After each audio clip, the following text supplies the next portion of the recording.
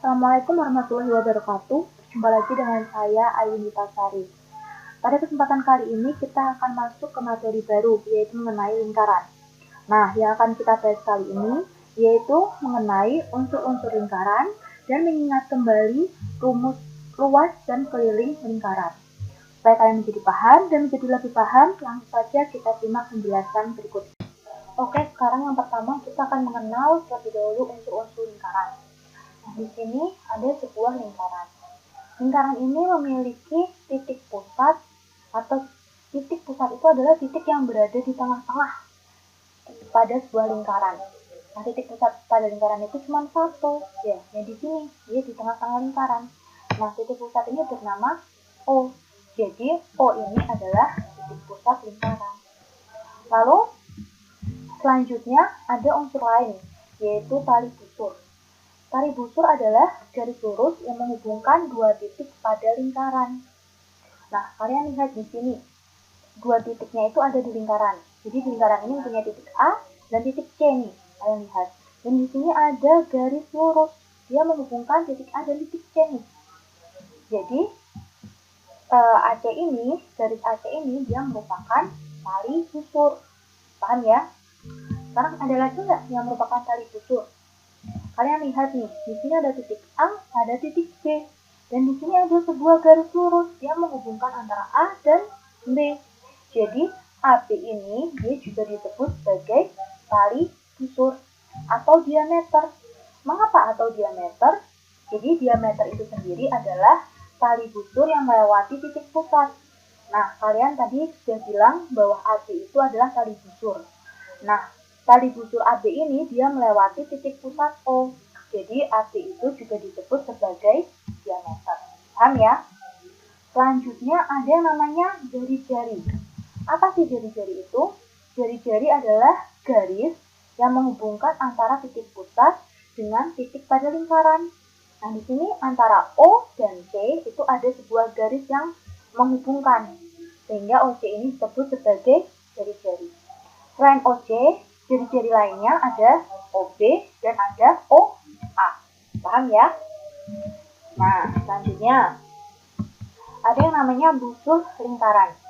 Tadi kalau tali busur itu adalah garis lurus, kalau busur lingkaran adalah garis lengkung. Jadi berbeda ya.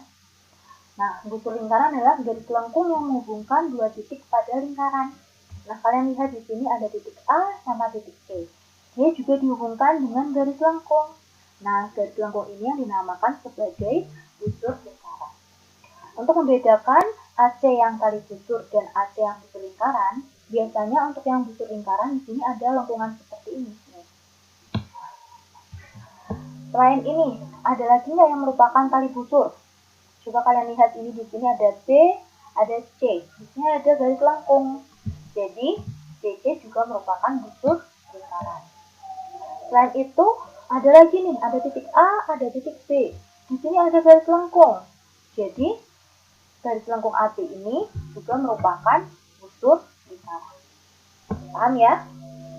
Nah, selanjutnya ada yang namanya juring. Juring itu apa sih? Juring adalah daerah, jadi suatu area ya. Daerah yang dibatasi dua jari-jari dan busur lingkaran. Jadi kalian lihat nih, daerah yang berwarna hijau ini. Dia ada dua jari-jari, ya kan dibatasi dua jari-jari, jari-jari OB dan jari-jari OC. Dan satu busur lingkaran, yaitu busur BC. Jadi daerah yang berwarna hijau ini atau BOC ini disebut sebagai juring lingkaran. Paham kan? Gampang loh. Oke, kita lanjut lagi ya. Selanjutnya ada yang namanya tembereng. Apa sih tembereng itu? Tembereng adalah daerah yang dibatasi oleh tali busur dan busur lingkaran. Nah, kalian lihat di sini. Coba AC. AC itu tali busur ya. Dan AC yang melengkung ini dia adalah busur lingkaran. Maka daerah yang berwarna orange ini dia dinamakan sebagai tembereng. Paham ya sampai sini? Oke. Kalian sambil dilihat, sambil dipahami ya. Nah, sekarang kita ke luas dan keliling lingkaran.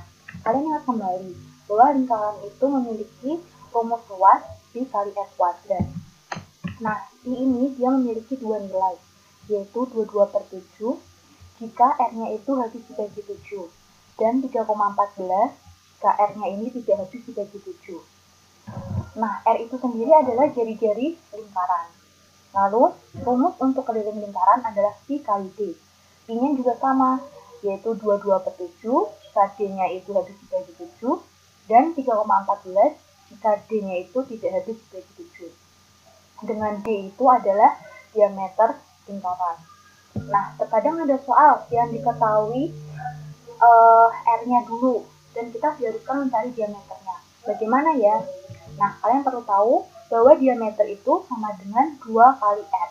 Jadi contohnya pada soal, misalkan R-nya itu 10, berarti diameternya sama dengan 2 kali 10, yaitu 20. Dan untuk R sendiri itu sama dengan setengah diameter. Misalkan diameternya 50, berarti R-nya adalah setengah dari 50, yaitu 25. Paham ya? Dan di sini ada soal, luas lingkaran yang berjari-jari 10 cm adalah titik-titik. Biasakan tulis yang diketahui dulu. Di sini berjari-jari, berarti R-nya adalah 10 cm. Nah, kalian lihat, di sini itu R 10 cm. Apakah 10 habis dibagi 7? Tidak ya, berarti kita pakai Pi-nya 3,14. Nah, rumus dari luas lingkaran adalah Pi kali R kuadrat. Tinggal aja kita masukkan, berarti sama dengan Pi-nya berapa ini? 3,14 dikali R-nya 10 ya, 10 kuadrat. Lalu 3,14 dikali 10 kuadrat itu 10 kali 10, yaitu 100. Jadi 3,14 kali 100 yaitu 314 cm persegi. Paham ya? Nah, selanjutnya di sini ada soal keliling lingkaran yang berjari-jari 14 cm adalah titik-titik. Kita tulis dulu yang diketahui. Di sini berjari-jari, berarti R-nya itu berapa ini? 14 cm. Sedangkan keliling lingkaran itu rumusnya adalah Pi kali D. Sehingga kita cari dulu D-nya dulu. D itu adalah 2 kali R. Nah, berarti tinggal kita kalikan 2 kali 14, yaitu 28 cm. Kita lihat, di sini apakah D-nya ini habis dibagi 7? Iya, habis dibagi 7. Sehingga kita memakai Pi 22/7. Langsung kita masukkan aja ke rumusnya. K sama dengan Pi kali D. Berarti kelilingnya sama dengan Pi-nya yaitu 22/7 dikali diameternya 28. Tinggal kita hitung, hasilnya adalah 88 cm. Gampang ya?